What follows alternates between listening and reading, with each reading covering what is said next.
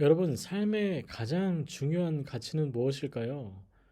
고대 그리스 로마 사람들은 지혜, 지식, 이데아 또는 초월의 어떠한 것을 삶의 굉장한 가치로 지녔습니다.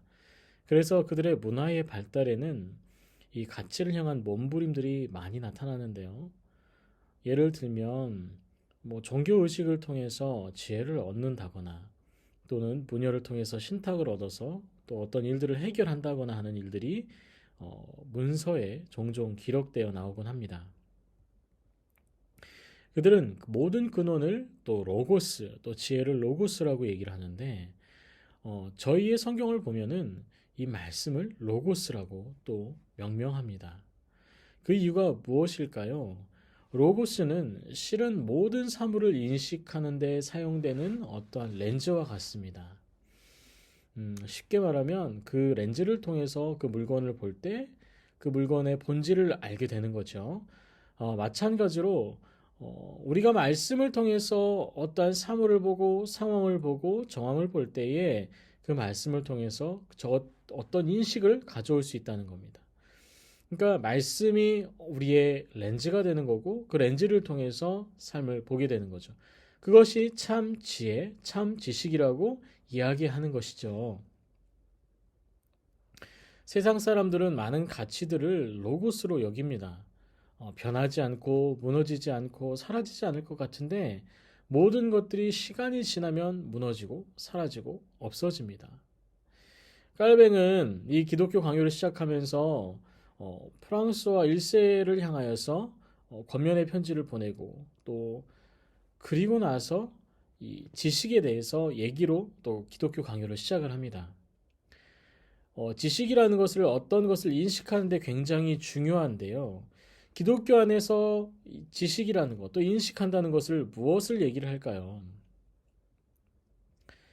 우선 저희는 하나님이 누구신지 아는 것부터 시작입니다. 깔뱅도 마찬가지예요.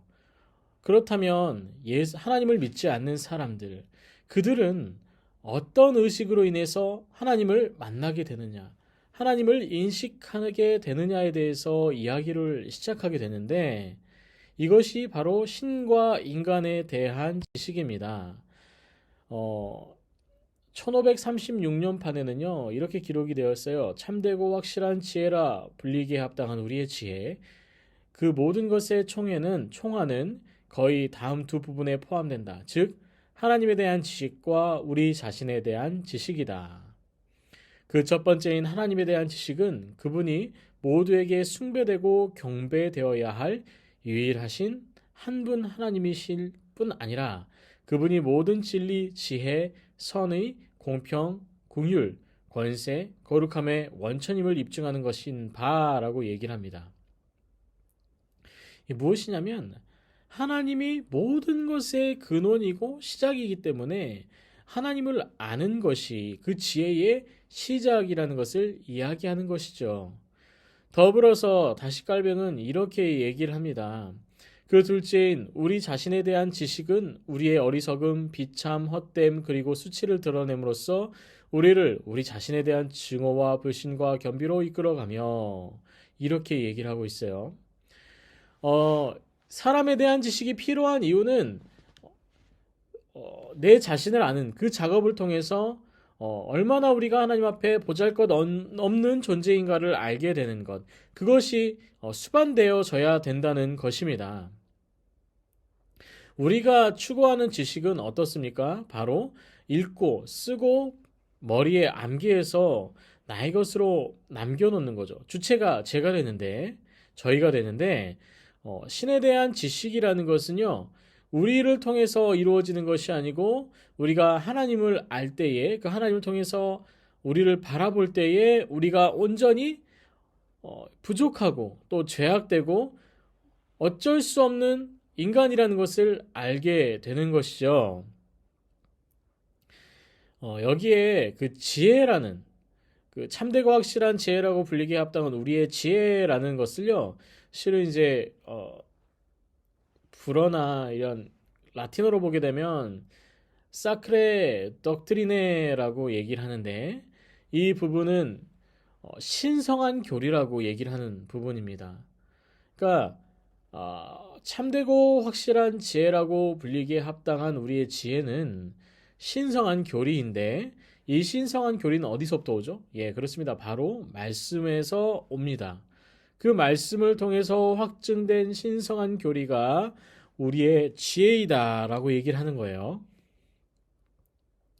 그리고 이제 여기 불신과 겸비라는 부분에서 얘기되는 이 겸비는 세리암 허미타템이라는 겁니다. 이 뭐냐면 겸손, 진지한 겸손을 얘기를 하는 거예요. 어떤 것을 무마하기 위해서 겸손을 떠는 게 아니고요.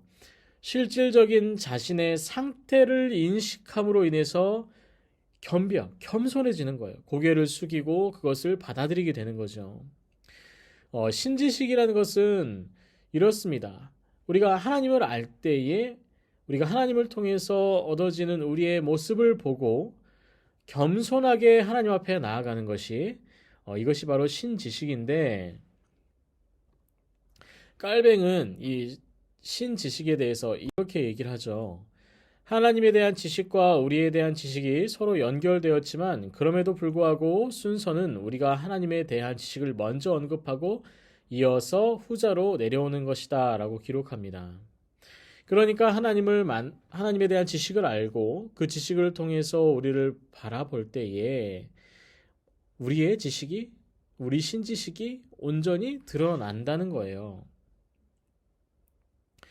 이 신지식에 관해서는 우리 기독교뿐만 아니라 초대 교부뿐만 아니라 오랜 철학자들도 이 신지식을 생각하고 고민하고 토론했습니다.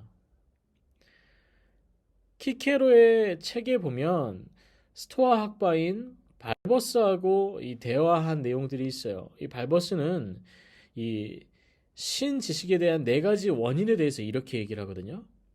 미래 사건에 대한 사전 지식이다. 이게 무슨 말이냐면 바로 애언이에요, 애언. 어떤 사람이 앞의 일들, 앞으로 일어날 미래의 일들을 애언하는데요.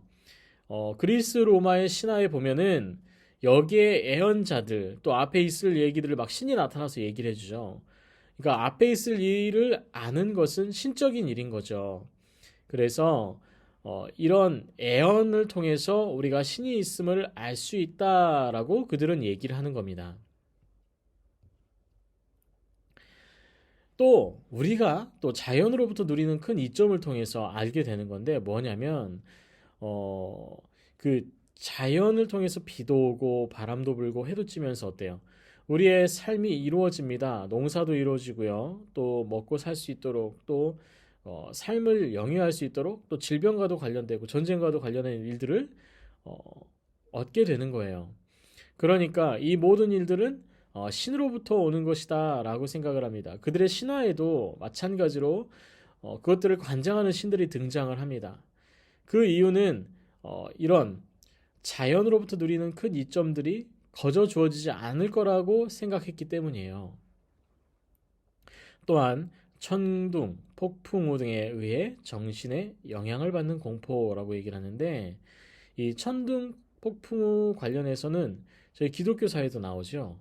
바로 루터가 그 천둥 소리를 듣고 죽지 않기 위해서 성 안나요. 내가 이곳에서 살려주시면 나를 이곳에서 살려주시면 제가 수도사가 되겠습니다라고 서원하죠. 그리고 결국에는 살아남고 수도사가 돼요. 그런 것처럼 자연에서 이루어지는 천둥, 폭풍, 강렬한 빛은 신현을 의미하거든요. 성경에서는 어떻죠? 성경에서 떨기나무에 불이 이렇게 일어나는데 타지 않는다거나 어, 불이나 구름이나 바람이나 이런 것들로 하나님이 이곳에 오신 것을 알 수 있게 하잖아요. 마찬가지로 많은 믿지 않는 이들도 천연의 사람들도 이 천둥, 폭풍우 등의 자연 현상을 통해서 공포를 느끼고 그 공포를 통해서 하나님을 알게 된다라고 하는 거예요. 또한 우주의 질서와 규칙성, 또 세계 또는 우주 자체 그 부분의 이성과 지혜를 소유하고 있는 것에 대한 그것들로 통해서 알게 된다는 거예요. 무슨 얘기일까요? 예, 그렇습니다. 우주의 질서는 모든 것이 하나님의 뜻대로 이루어져 가고 있는데 그것을 우리는 하나님이 하신다라고 인식을 하지만 하나님을 믿지 않는 다른 신을 믿는 사람들은 어떻습니까? 그렇죠. 그 우주와 질서는 모두 신적인 어떤 능력 있는 존재로부터 이루어지고 그 부분들이 이성과 지혜를 다 가지게 하는 것도 하나님이 신이라라고 얘기를 하는 거예요. 그렇게 해서 네 가지 원인으로 모든 사람들은 신의식을 느끼고 있다는 겁니다. 어, 그 힘이 너무 큰 빛으로 눈에 부시고 불명료해서 우리는 지상의 사물들을 고찰하기 위한 우리의 좋은 시력이 태양을 바라보기에는 이라고 얘기를 하는 이 깔뱅의 강요의 인용은 실은 이제 철학의 어떤 한 부분을 가져와서 이야기하는 것이에요. 플라톤은 국가 7권에서 이데아에 관해서 얘기를 합니다. 플라톤이 이야기하는 이데아가 어떤 것이냐면요. 바로 천국과 같은 그런 형태를 얘기를 하는 거예요.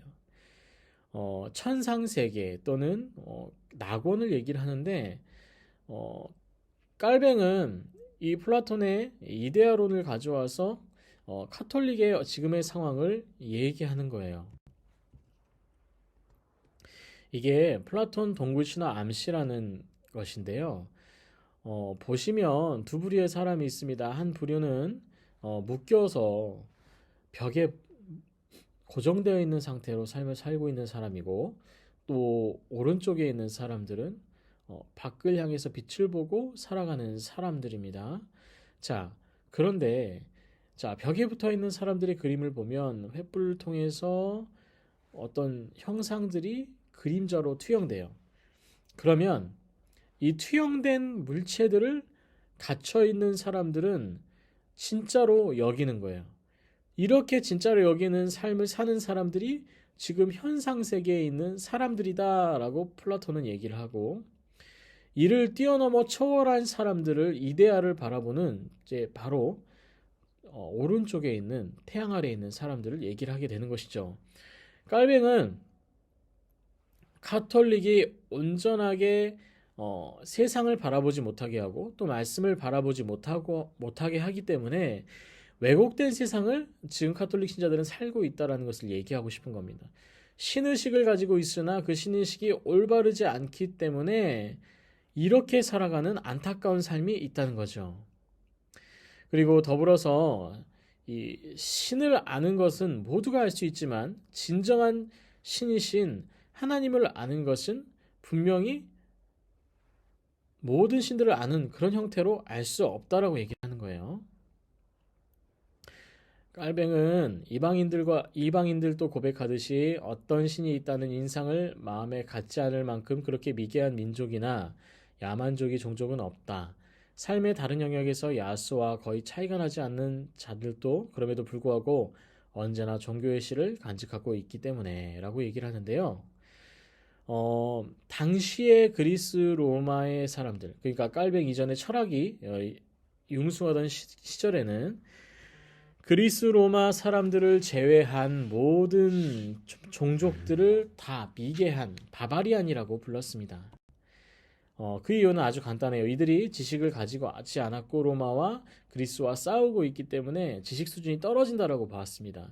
그리고 실제로 그들이 입고 있는 옷들이 환경에 맞춰져서 가죽옷이며 또 다양한 투박한 무기들을 사용하기 때문에 또는 고기를 통째로 익혀 먹거나 하는 그런 행동들 때문에 로마 사람들은 이를 야만인이라고 보았습니다. 그런데 중요한 것은 이 야만인들 또한 모두가 신의식을 가지고 있다는 겁니다. 자, 그렇다면 이 야만인이라는 존재를 한번 확장해 보면 그렇습니다. 전 세계에 살고 있는 모든 사람들은 하나님을 인식할 수 있는 신지식을 가지고 있다. 그런데 그 신지식이 옳게 또는 옳지 않게 발현되고 있다는 거죠.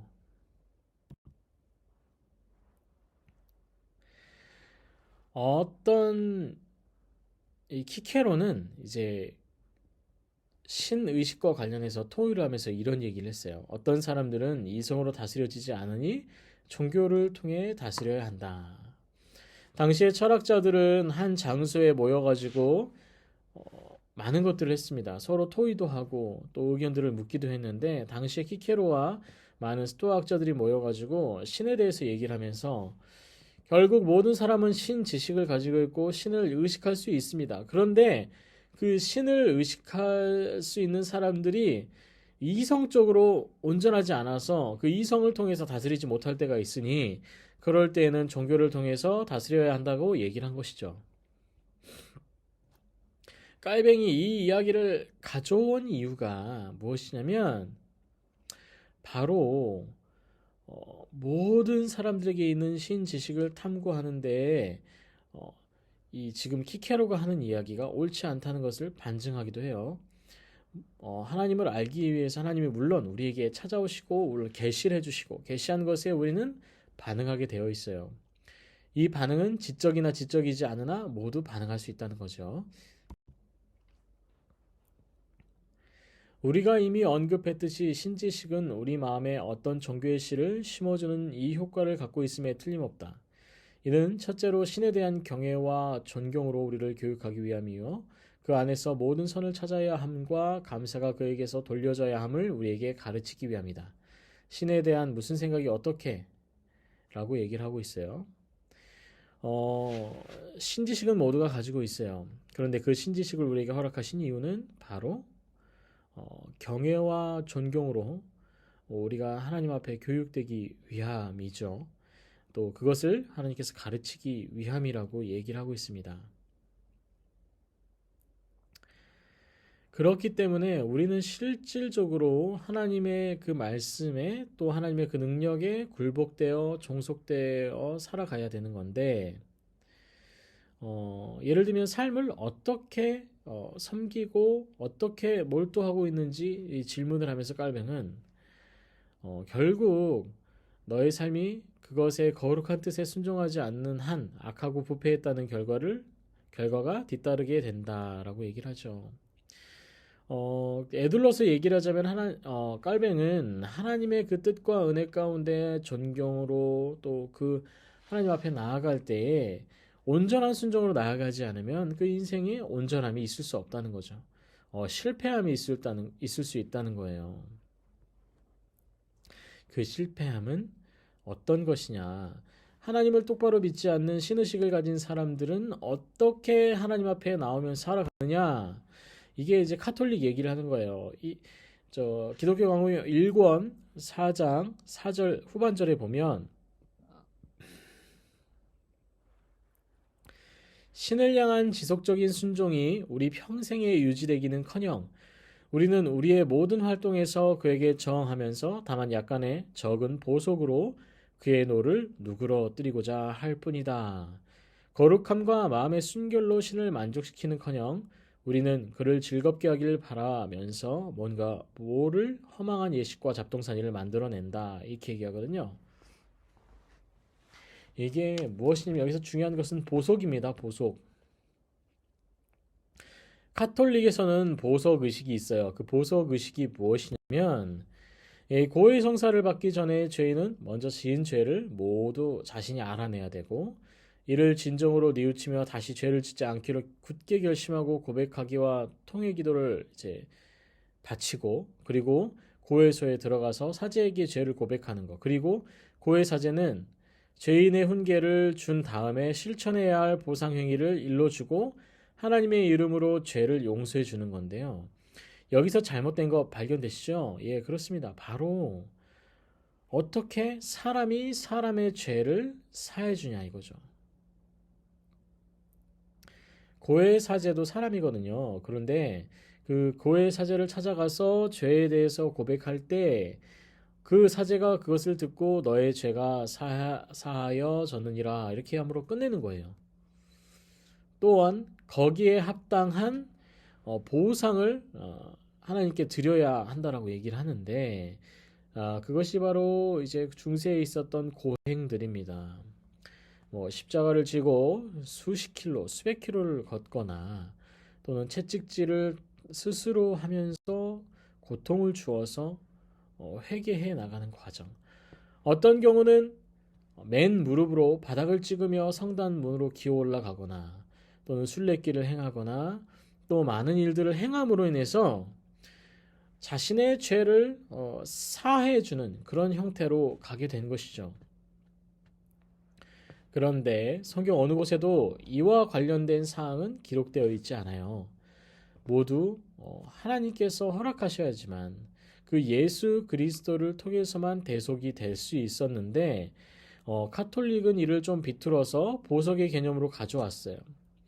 그래서 그 보석의 개념은 잘못된 하나님을 섬기는 방법이었고 또 잘못된 하나님을 바라보는 예식의 형태였던 거예요. 기독교 강요 1장 4절 1권 4장 3절에 보면 이와 같이 많은 사람이 그들의 미신을 변명하기 위해 습관적으로 주장하는 헛된 핑계는 무너진다. 왜냐하면 그들은 모든 종교 감정은 그것이 어떤 것의 기쁨, 영원한 규칙으로서의 부응해야 한다는 것을 고려하지 않기 때문이다. 뿐만 아니라 신은 언제나 그 자신과 유사한 존재로 남아있지 각 사람의 욕구에 맞춰 변형되는 유령이 아니기 때문이다. 실제로 우리는 미신이 신을 만족시키려고 애쓰면서 얼마나 헛된 착각으로 신을 농락하고 이를 지켜볼 수 있다라고 얘기를 하는데요. 결국에는 어떤 거냐면 진정한 하나님을 섬기는 방법을 잃어버렸기 때문에 이단으로 행하고 또 이방신을 섬기고 또 자신의 삶을 섬기는 그런 형태의 삶을 인간은 살아가게 된다라고 하는 것이죠.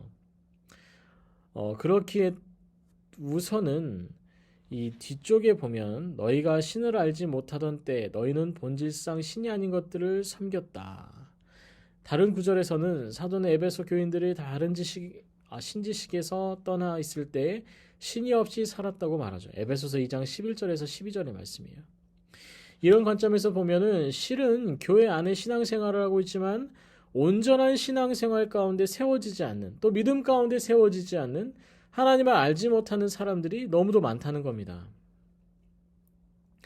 이전에는 의식적으로 하나님 앞에 나와서 예배 드렸지만 결국 그 예배 드리는 주체 하나님에 대해서는 알지 못하기 때문에 이들이 모두 하나같이 온전하게 신앙을 가지지 못하고 온전한 신지식을 가지지 못한다라고 얘기를 하는 거예요.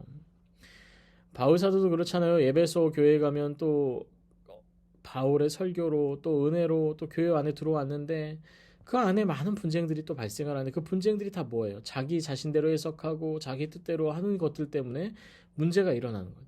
지금까지 섬겨왔던 신들에 대한 제의를 교회 안에서 하려고 하니까 문제가 되는 거고 유대인들은 유대인으로서 해왔던 것들을 진행하기 위해서 계속했기 때문에 문제가 된 것인데 마찬가지로 당시에 카톨릭도 그랬다는 거예요. 진정한 하나님을 섬기지 못하면서 하나님을 섬긴다라고 거짓말하는 이들 이게 옳으냐라고 얘기를 하는 것이죠. 나의 신이나 여러 신을 상상하는 경우와 큰 차이가 없다. 왜냐하면 참된 하나님은 언제나 버려지고 포기되어 더 이상 끔찍한 우상 숭배밖에 남지 않았기 때문이다. 따라서 우리는 락탄티우스와 더불어 진리와 결합되지 않은 어떠한 법적 종교도 없다고 결론을 내려야 한다. 여기에 등장하는 락탄티우스는요 교부이고요 신학자입니다. 그만큼 그는 교회를 수호하려고 했던 사람인데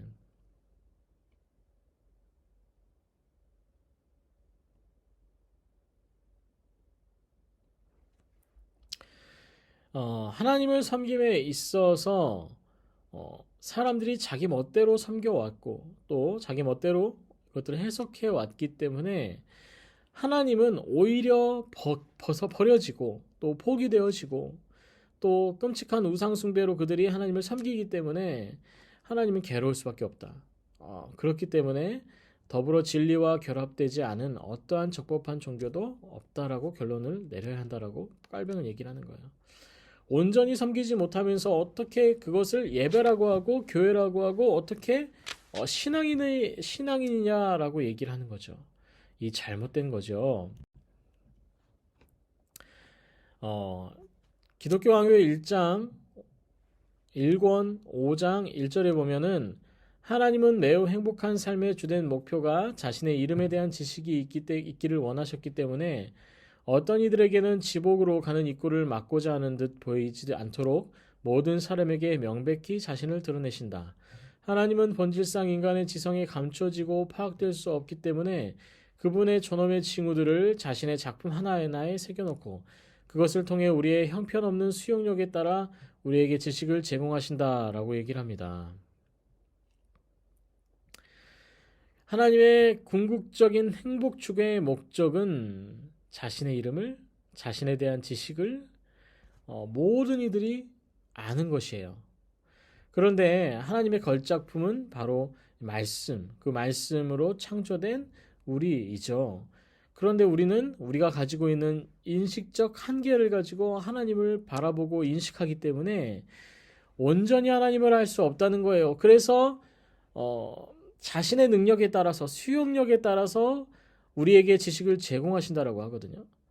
그러니까 아는 만큼 하나님에 대해서 더욱더 누릴 수 있다라고 얘기를 하는데 깔뱅은 귀족 교육을 받은 사람이에요. 엘리트입니다. 그렇기 때문에 그 사람에게는 지식을 통해서 하나님을 알 수 있는 것이 선입니다.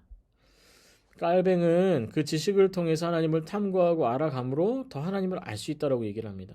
물론 하나님께서 우리를 찾아오지 않는 이상 그것은 불가능한 일인데 하나님을 통해서 우리가 그것을 알고 또 인식하게 되는 것이죠.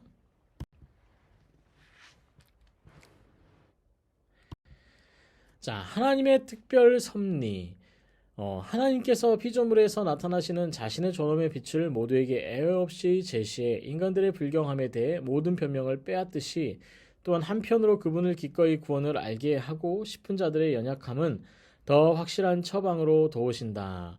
왜냐하면 주님은 그들을 교육하기 위해 말 못하는 피조물을 사용할 뿐 아니라 자신의 거룩한 입을 열며 그들에게 어떤 신을 경배한다고 통보하실 뿐 아니라 자신이 경배받아야 할 신임을 입증하며 그들에게 하나의 신을 인정해야 할 것을 가르치실 뿐 아니라 그들의 주의해야 할 신을 자신을 주의해야 할 신으로 자신을 그들에게 제시하시기 때문이다.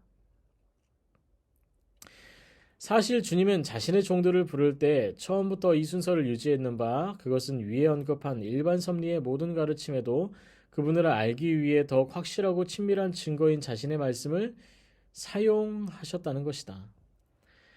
네, 우리가 하나님을 아는 방법이 여러 가지가 있다라고 했어요. 자연을 통해서 어떤 커다란 아픔을 통해서 또 장엄한 작가들을 통해서 하나님이 계시다는 것을 인식하게 하는 것이 일반 섭리였다라고 하면 이 특별 섭리라는 것은 바로 하나님께서 우리에게 직접적으로 하나님을 인식하도록 하시는 거예요. 당시에 카톨릭에서 사용했던 방법들은 바로 기적이었습니다. 병자가 치유되거나 어떠한 상태들이 벗겨지거나 죄에서 속함을 받는 일들, 굉장히 성물에 집착을 해서 성인들의 발이나 발가락이나 발목이나 뼈나 또 입었던 옷까지나 장신구를 가지고 성물화했습니다. 그래서 그것들을 가져와서 무엇을 했냐면 예배를 드리고 교회를 만들었어요. 그리고 예수님을 예배하는 것이 아니라 그 성물을 예배하고 성화를 예배하고 갖가지 유물들을 예배했어요. 그러니 큰 문제가 발생할 수밖에 없는데 하나님께서는 그것들로 하나님을 가르치시는 게 아니고 보여주시는 것이 아니고 바로 하나님의 말씀으로 우리에게 보여주신다라고 말씀하고 계시는 겁니다. 만일 우리가 인간의 판단력이 얼마나 하나님에 대한 망각으로 빠지는 경향이 있는지, 얼마나 편하게 오류로 기울어지는지, 얼마나 변덕스럽게 매 순간 몽상하는지를 고찰한다면 하늘의 가르침이 망각으로 사라지거나 오류로 없어지거나 인간의 뻔뻔함으로 손상되지 않도록 글로 기록된 일이 얼마나 필요했는지를 쉽게 알 수 있을 것이다. 깔뱅은 1권 6장 3절을 통해서 이 얘기를 해요. 현상이나 보여지는 것은 왜곡되기 쉽거든요. 한 가지 메시지를 여러 사람이 들으면 왜곡되고 바뀌고 변형이 되죠. 마찬가지로 진리라는 것은 이렇게 사람의 변덕으로 인해서 변할 수 있기에 하나님께서 직접적으로 이 말씀으로 우리에게 주셨다는 거예요. 그 말씀을 통해서 하나님을 알고 인식하고 온전한 신지식 가운데 나아갈 수 있도록 하나님께서 그 방편을 마련해 주셨다는 것을 이야기하는 것이죠. 그러니까 카톨릭이 지금까지 얘기하는 어떤 신적인 것들 또 기적적인 것들은 실은 하나님께서 물론 그렇게 하실 수도 있지만 카톨릭의 입장에서 이거는 아니다라고 깔뱅은 얘기를 하는 거예요.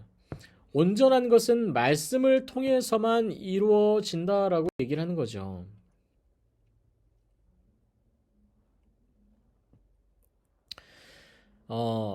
텍스트를 한번 읽어보겠습니다. 하나님은 세상의 구성물에 새겨둔 자신의 형상과 모양의 불충분함을 보시고 그가 가르쳐 열매 맺기를 원한 사람들을 향해 자신의 말씀으로 도우신 것이 명백하기 때문에 진정 우리가 그분의 진리를 바르게 응시하고자 한다면 이 길로 행해야 한다. 이 길이 어딜까요? 예, 바로 말씀의 길입니다. 말씀의 길. 여기 보면 사도가 가까이 할 수 없는 것으로 명명한 하나님의 빛. 디모데전서 6장 16절이 우리에게 길을 잃을 수 있는 미궁과도 같다고 여겨야 한다. 그래서 그 길 밖에서 매우 빨리 달리기보다 이 길에서 절뚝거리는 편이 낫다라고 깔뱅은 얘기를 하거든요.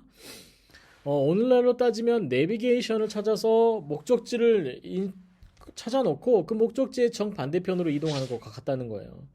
그러니까 속도나 어떤 기능들이 중요한 것이 아니고 방향성인데 이 방향성의 중심은 하나님의 말씀인 성경에 있다, 말씀에 있다라고 얘기를 하는 거거든요. 그런데 그 당시의 카톨릭들은 기적과 신화, 이적과 유물, 성물에 대해서 방향을 잡고 걸어갔기 때문에 하나님에 대한 인식 자체가 잘못되어 가고 있었다는 것을 이야기하는 겁니다. 더불어서 이제 1장 7절 4절과 1권 7장 5절에 보면 만일 우리가 양심들이 지속적인 의심에 흔들리지 않도록 배려하길 원한다면 우리는 성경의 권위를 인간의 추론이나 방중이나 추측보다 더 높이 두어야 하는 바, 즉 그것을 성령의 내적 증거에 두어야 한다. 왜냐하면 비록 성경이 그 자신의 존엄 안에 존중될 만한 무엇을 충분히 가지고 있다 해도 성경은 성령에 의해 우리의 마음에 새겨질 때 참으로 우리를 감동시키기 시작하기 때문이다. 그러므로 우리는 성령의 능력으로 조명될 때 성경이라고 얘기를 하거든요. 이 그러니까 성경을 읽을 때, 말씀을 읽을 때 우리는 그 말씀의 능력으로 또 성령의 능력을 받게 된다. 또 그 성령의 능력으로 하나님의 말씀을 조명하게 된다라는 것을 이야기합니다. 그 말씀을 읽고 또 말씀 안에 살아가면 우리는 당연히 성령과 동행하게 되는 거예요. 그런데 이제 신비주의자들이나 지금도 그렇죠. 이단들은 어떻게 얘기를 하죠? 대한민국에만 30명이 넘는 예수 그리스도가 있어요. 그들이 하는 말들은 다 자기가 길이랍니다. 그런데 그들이 내뱉는 이야기들은 다 자신의 관점에서 하는 자신의 이익을 위해서 하는 이야기들이에요. 그냥 그 이야기를 들으면서 우리가 귀를 기울여야 할 필요성이 없는데도 불구하고 우리는 어때요? 그것에 귀를 기울이고 정신을 빼앗겨요. 그런데 우리가 그럴 것이 아니라 온전히 하나님의 말씀을 통해서 그 말씀을 읽고 말씀 안에 성령을 누리고 성령의 보증 안에서 동행하는 거예요. 성령의 동행이요, 특별히 어떤 기나 어떤 수련이나 어떤 노력으로 인해서 이루어지는 것이 아니에요. 우리가 성도이기 때문에 말씀 안에 충만하게 살아가면 그 성령의 충만함을 누리게 되는 것이에요. 깔뱅은 기독교 강요에서 계속 이렇게 얘기를 합니다. 감히 성경에 대한 모든 이론을 유치하고 천한 것으로 멸시하는지 알고 싶다. 만일 그들이 그것을 그리스도의 영이라고 답한다면 그들의 확신은 너무나도 우스꽝스럽다. 왜냐하면 나는 그들이 사도들과 초대교회 신자들이 그리스도의 영의 영감이 되었음과 이들 중 누구도 하나님의 말씀을 멸시하도록 가르치지 않았고 오히려 그들의 저술들이 명백히 증언하듯이 모두 매우 커다란 존경심으로 이끌렸음을 인정하리라고 여기기 때문이다. 나아가 나는 그들이 다음 질문에 답해 주길 바란다. 즉, 혹 그들이 주님께서 그분의 제자들에게 약속한 영과 다른 영을 받았는지 말이다. 비록 그들이 지나치게 열광적이긴 하지만 나는 그들이 감히 이렇게까지 자랑할 정도로 광기에 사로잡혀 있다고 여기지 않는다. 어떤 얘기겠어요? 그 당시에 많은 사람들이 성령이라고 하면서 또 성령의 역사라고 하면서 온갖 사기들을 쳤던 겁니다.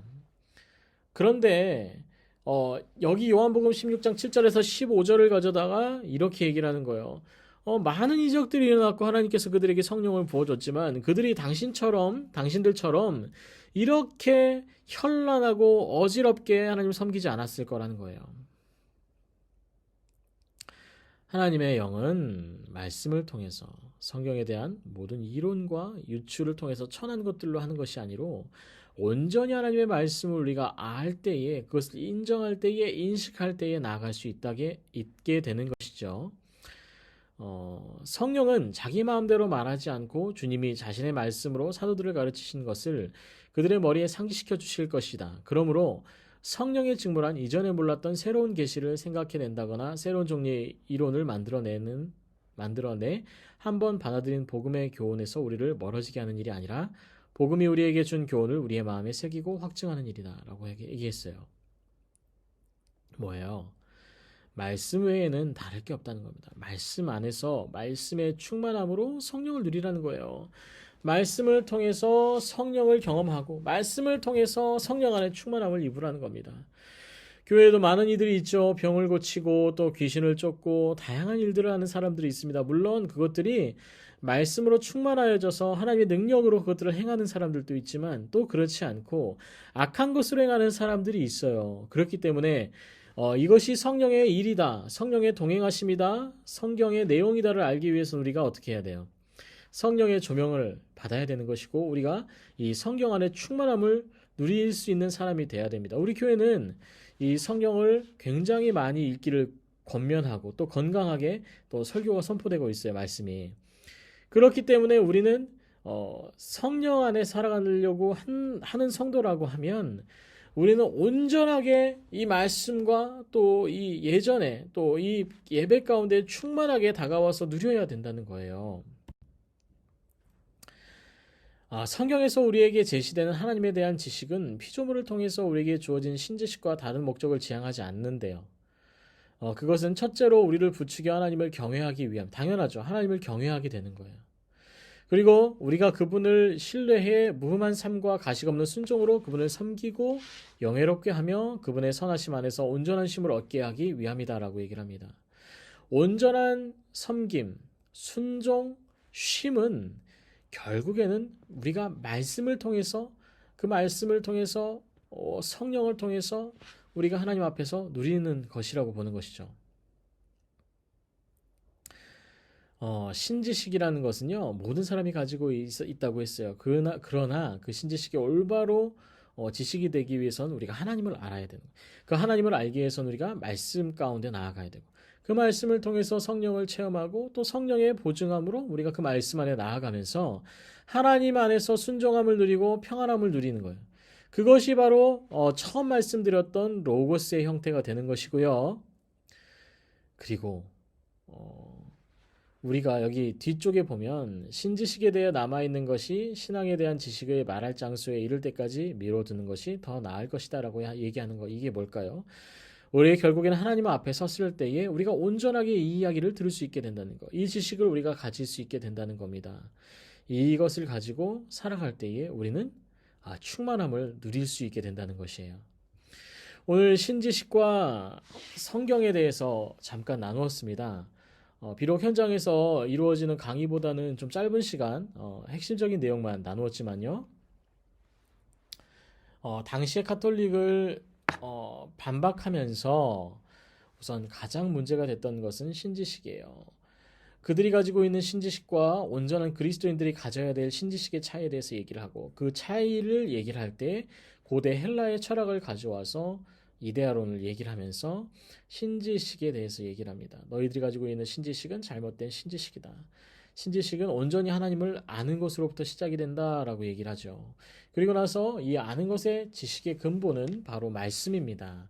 이 말씀을 통해서 우리가 하나님을 알게 되실 것이고, 말씀을 통해서 더욱더 성령의 충만함을 누리고, 또 말씀을 통해서 그 성령의 충만함으로 신앙 가운데 나아오고 평안을 누릴 것이라고 얘기하는 것이 오늘 깔뱅의 이 기독교 강요 1장의 내용입니다. 그리스도인이라고 한다면 더욱더 하나님의 말씀 가운데 충만하여지기를 원해야 돼요. 이 기독교 강요는 가장 기본적인 교리들을 얘기를 하고 있습니다. 우리가 교회 신앙생활을 해오면서 그동안 알고 있었지만 이게 왜 이뤄야 했는지 몰랐던 내용들이 많을 거예요. 뭐 규칙이나 규범이나 말씀이나 성경이나 우리 예전 모든 것들이요.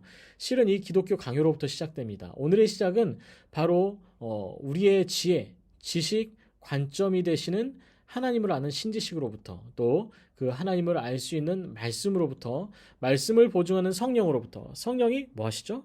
우리를 도우시고 하나님 앞으로 나아갈 수 있게 끝까지 버티게 한다는 거 우리 알고 있잖아요. 그만큼 오늘 내용은 중요한 내용이니까 머리에 잘 새겨두시고, 또 궁금한 적은 언제든지 메일이나 카톡으로 남겨주시면 좋을 것 같아요. 감사합니다. 고생하셨습니다.